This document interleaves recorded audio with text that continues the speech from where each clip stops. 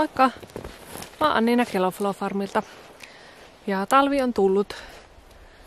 Tällä videolla kerätään pajuja, koska niitä voi käyttää kranssitöissä, havukranssitöissä ja sitten kuivakukkatöissä. Ja nyt on tosi hyvä aika kerätä pajua, koska lehdet on tippunut ja se paju on niin kuin vaipunut semmoiseen lepotilaan, jolloin sitä on tosi helppo käsitellä. Nyt ollaan tässä meidän pellon reunassa ja tässä kasvaakin pajukkoa kivasti, niin tästä saa muutaman tommosen kranssipohjan hyvinkin aikaiseksi. Eli pajuja voi kerätä heti kun ne on vaipunut tuohon niin tavallaan lepotilaan ja sitten ihan tuonne maalis-huhtikuulle asti. Että kesällä niissä on sen verran niin kuin nestevirtausta, niin niitä on sitten vaikea työstää. Mutta tässä kohtaa, kun ne on tuommoisessa lepotilassa, niin niitä on sitten helpompi taivutella. Ja mä tosiaan kerään näitä nytten kranssitarpeita varten, eli mä teen näistä pajuista sitten kransseille kehikot sillä tavalla taivuttamalla ja punomalla. Nyt kun niitä kerää ison nipun, niin sit niitä voi käyttää ihan tonne kevääseen asti.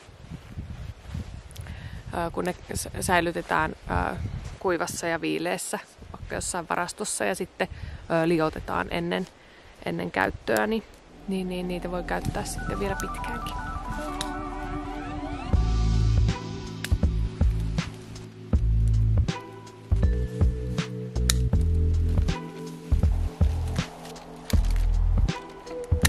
Paju on paras työstettäväksi silloin, kun se ydin on semmoinen, siellä pajun sisällä on semmoinen ydin, niin kun se on mahdollisimman pieni, niin silloin se on mahdollisimman niin kuin notkea.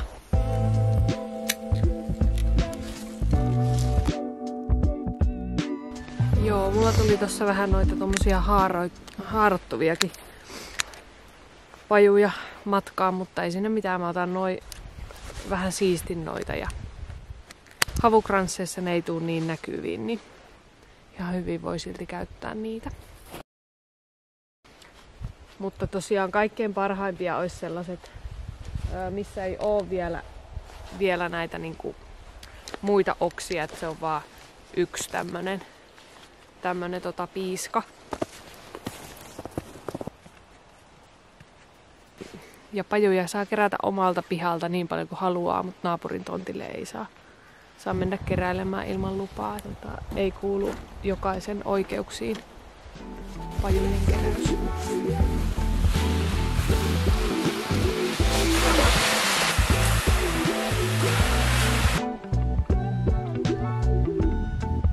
Joo, ihan mukava nippuhan sieltä noita pajuja tuli. Nyt mä vielä lajittelen ne tommoseen saaviin, josta niitä on sitten helppo ottaa. No, eli tuossa saavissa kun nostaa niitä tuolta kärjestä ja vähän ravistelee, niin sitten ne saa helposti jaettua sitten koon mukaan ja sitten laitettua nippuihin. Ja sitten niitä on helpompi käyttää. Tietää, että sitten noista pitkistä saa vähän isompia kransseja. Ja sitten noita lyhyitä voi käyttää pienempiin kransseihin, niin saa samalla sitten lajiteltua ne myöskin.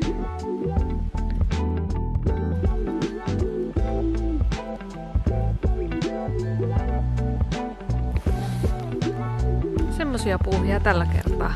Nyt päästään sitten kranssin tekopuuhiin ja sisätiloihin pikkuhiljaa. Kiva kun katsoit videon ja nähdään ensi videolla. Moi moi!